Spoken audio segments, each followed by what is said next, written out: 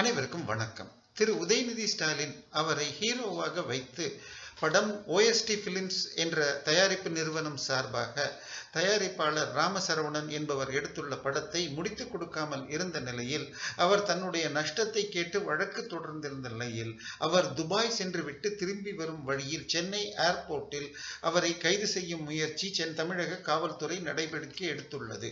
ஆனால் வழக்கில் அவர் மீது பெரிய குற்றம் இல்லை என்பது தெரிந்து, அதுவும் ஒரு விஐபியின் தேவையற்ற ஒரு அழுத்தத்தினால் கைது செய்ய முயற்சி என்பதும் புரிந்திட அவர் ஏர்போர்ட்டில் கைதாகாமல் வெளிவந்துள்ளார். அவருடைய பேட்டியை ராவணா சேனலில் நாம் பார்த்தோம். எனவே இந்த படத்தின் பின்னணி, அதாவது இவர் எந்த படத்தை திரு OST பிலிம்ஸ் ராமசரவணன் தயாரித்தார், அதன் பின்னணி என்ன என்பதை நாம் பார்த்த பொழுது, திரு OST பிலிம்ஸ் ராமசரவணன் என்பவர் இதற்கு முன்பாக ABCD மற்றும் நேபாளி போன்ற படங்களை தயாரித்துள்ளார்.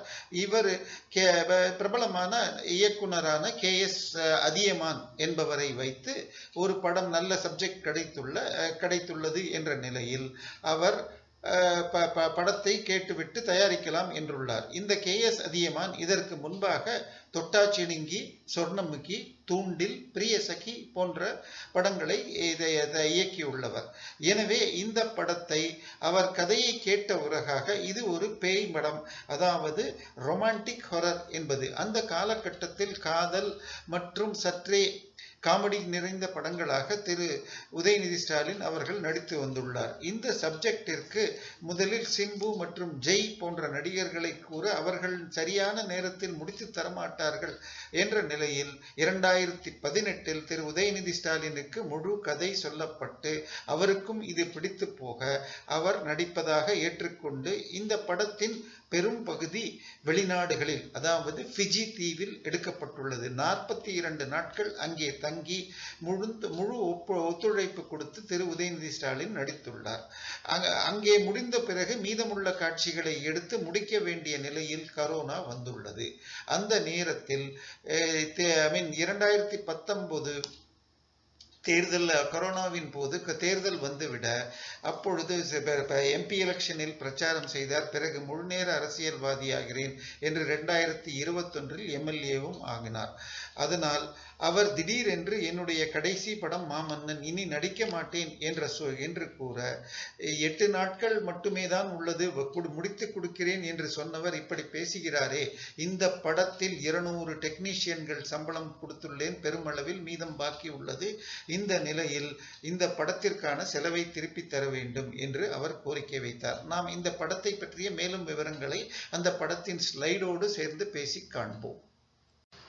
உதயநிதி ஸ்டாலின் அவர்கள் ஹீரோவாக நடித்த ஏஞ்சல்ஸ் என்ற படத்தின் தயாரிப்பாளர் சென்னையில் கைது செய்ய முயற்சி நடந்தது. இந்த படம் என்ன என்று பார்ப்போம். ஏஞ்சல்ஸ் என்ற படம் இது ரொமான்டிக் ஹொரர் என்ற நிலையில் காமெடியோடு சிறந்த இந்த படமாக திரு OST பிலிம்ஸ் ராமசரவணன் என்பவருக்கு இயக்குனர் KS அதியமான் கூற, அந்த படத்தை எடுப்பதற்கு ஹீரோ செலக்ஷனில் முதலில் சிம்பு மற்றும் ஜெய் என்ற 2 நடிகளை சிந்திக்க அவர்கள் சரியான கோஆபரேஷன் தருவதில்லை, கால்ஷீட் நேரத்தில் வருவதில்லை என்பதால் இந்த அன்றைய நிலையில் ஒரு காமெடி கலந்த ஹீரோவாக திரு உதயநிதி அவர்கள் சூட் ஆவார் என்ற நிலையில் அவருக்கு முழு கதை சொல்லி கேட்க அவரும் ஒத்துக்கொள்ள 42 நாட்கள் வெளிநாடுகளில், அதாவது ஃபிஜி தீவில் இந்த படம் ஷூட்டிங் நடந்துள்ளது. மிகுந்த கோஆபரேஷன் கொடுத்துள்ளார்.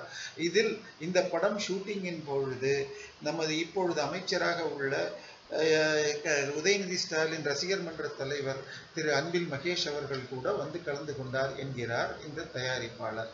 2 கதாநாயகிகள், பாயல் ராஜ்புத் என்ற கதாநாயகி மற்றும் கயல் ஆனந்தி, இவர்தான் மங்கை படத்தின் கதாநாயகி. இப்பொழுது ஜாஃபர் சாதிக் போதை மருந்து கடத்தல், ஜாஃபர் சாதிக் தயாரிப்பில் அந்த மங்கை படத்தின் முதல் பாடல் வெளியீட்டை நடத்தியது திருமதி கிருத்திகா உதயநிதி. அந்த படம் இப்பொழுது வெளிவராமல் நின்றுள்ளது. பாயல் ராஜ்புத் மற்றும் கயல் ஆனந்தி ஜோடியாக, இரட்டை ஜோடிகளாக 2 கதாநாயகிகளோடு டி இமான் இசையில் கவியரசு ஒளிப்பதிவில் ஏஞ்சல்ஸ் படம் வெளிவருவதாக இருந்தது.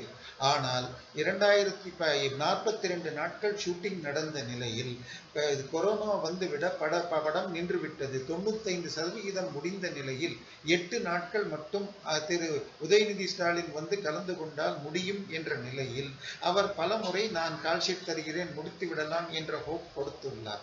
ஆனால் 2019 அவர் தேர்தலில் இறங்கி பாராளுமன்ற தேர்தலில் திமுகவிற்கு பிரச்சாரம் செய்தார். அதன் பிறகாக 21 வாக்கில் முழு நேர அரசியல்வாதி ஆகதாக எம்எல்ஏவாக திரு உதயநிதி ஆனார். அதற்கு பின்பு மாமன்னன் படமே என் கடைசி படம் என்று அறிவிக்க திரு ராமசரவணன் அவர்கள் ட்விட்டரில் அவரை ஞாபகப்படுத்தி, ஐயா நீங்கள் எனக்கு முடித்து தராமல் இந்த படம் நின்றுள்ளது, 2018 நான் 13 கோடி செலவு செய்துள்ளேன் என முழுமையான கணக்குகளை 13 கோடிக்கான கணக்குகளை திரு உதயநிதி ஸ்டாலினின் ரெட் ஜெயண்ட் மூவிஸ் ஆபீஸில் திரு அந்த நிறுவன தலைவர் ஷரத் அவர்களிடமும் உதயநிதி ஸ்டாலின் அவர்களின் PAக்கும் கணக்கை கொடுத்துள்ளார்.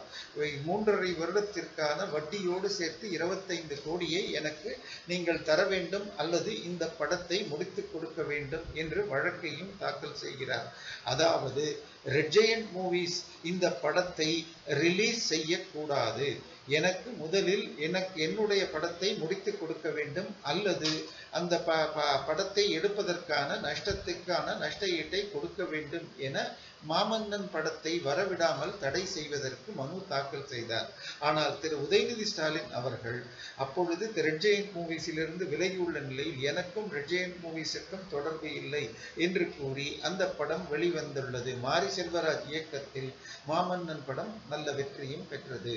இந்த நிலையில் இந்த படத்தை ஏன் அவர் முடிக்கவில்லை என்பதற்கு தயாரிப்பாளர் ராமசரவணன் கூறுவது, இது பேய் படமாக ரொமான்டிக் ஹொரர் என்ற நிலையில் இது கடவுள் பக்தி உள்ளதாகவும் கடவுள் நம்பிக்கை கடவுள் வழிபாட்டில் சில பேய் படத்தோடு அதில் பக்தியும் சேர்க்கையோடு முடிவதாக உள்ளது.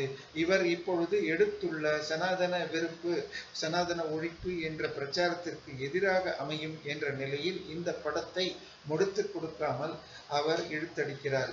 எனக்கு நஷ்டமான 25 கோடியை அவர் கொடுத்து விட்டார். கிட்டத்தட்ட 200 டெக்னீஷியன்கள் நடிகைகளுக்கு நான் பெரும்பாலான பணத்தை செட்டில் செய்து விட்டேன், இன்னும் பாக்கி உள்ளது. அப்படி இருக்க இவரும் ஒரு சினிமா தயாரிப்பாளர், இப்படி ஒரு படத்தை 95% எடுத்துவிட்டு முடிக்காமல் உள்ளதே என்று இவர் துபாய் சென்ற பொழுது அங்கிருந்து போன் செய்ய அவர் துபாயில் இருக்கிறார் என்பதை புரிந்து கொண்டு அவர் திரும்பி வரும் நாளை பார்த்து துபாயிலிருந்து வந்த அன்று ஏர்போர்ட்டில் கைது செய்ய முயற்சி நடந்துள்ளது.